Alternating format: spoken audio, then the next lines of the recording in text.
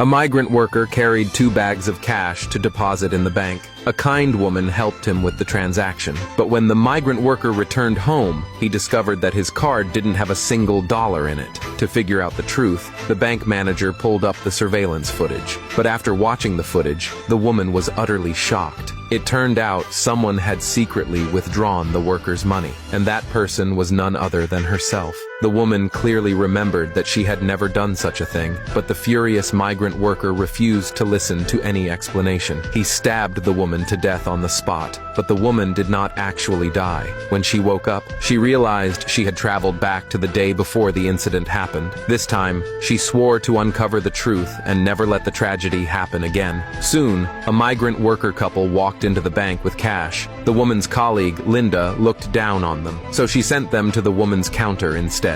But when they said their deposit was $5 million, Linda's face showed envy. The woman quietly observed all of this. She began to suspect that Linda was the one who stole the money. Linda had never gotten along with her, and now she was standing right next to the couple. It was very possible she peeked at the bank card's password and then stole the $5 million. To guard against Linda, the woman invited the couple to handle the transaction in the VIP room. After that, she also secured a witness for herself. She asked another colleague, Angie, to assist her in the VIP room. After completing the transaction for the couple, the woman understood that even if the card and password had no issues, the surveillance footage still had to be explained. She couldn't figure out how someone had made her appear on the footage. To prove the person on the footage wasn't her, she deliberately fell down the stairs to create an alibi. When her colleague Mary saw the woman injured, she anxiously asked about her condition. She said the woman should go straight to the hospital and that she could temporarily cover her work.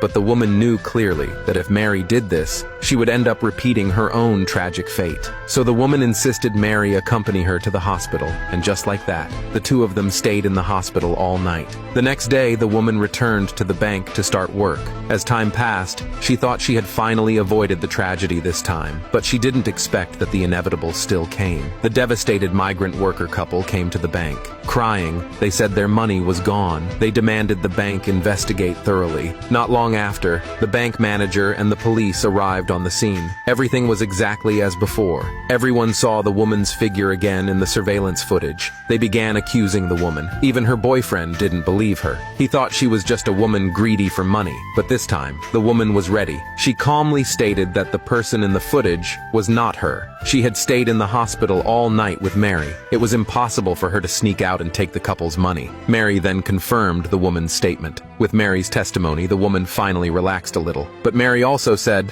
she had gone to bed very early last night, falling asleep before 10. What the woman did after that, she had no idea. Mary's words once again shifted everyone's suspicion back to the woman. They believed the woman could have easily gone out after Mary fell asleep to secretly withdraw the $5 million, and that she wasn't really injured. She had only done this to make Mary provide her with an alibi. To prove herself innocent, the woman called the hospital. She hoped they could provide the surveillance from her hospital room last night, but to her surprise, the hospital said the camera in her room had malfunctioned, so there was no footage at all, and Mary clearly knew that room didn't have surveillance. Yet she still chose to stay there with the woman. Hearing this, the woman began to suspect Mary again. Why did Mary do that last night? But before the woman could think further, the other's accusations cut off her thoughts. Since there was no surveillance, she couldn't prove whether or not she had gone out to take the money. Seeing everyone suspect her again, the woman produced another key piece of evidence.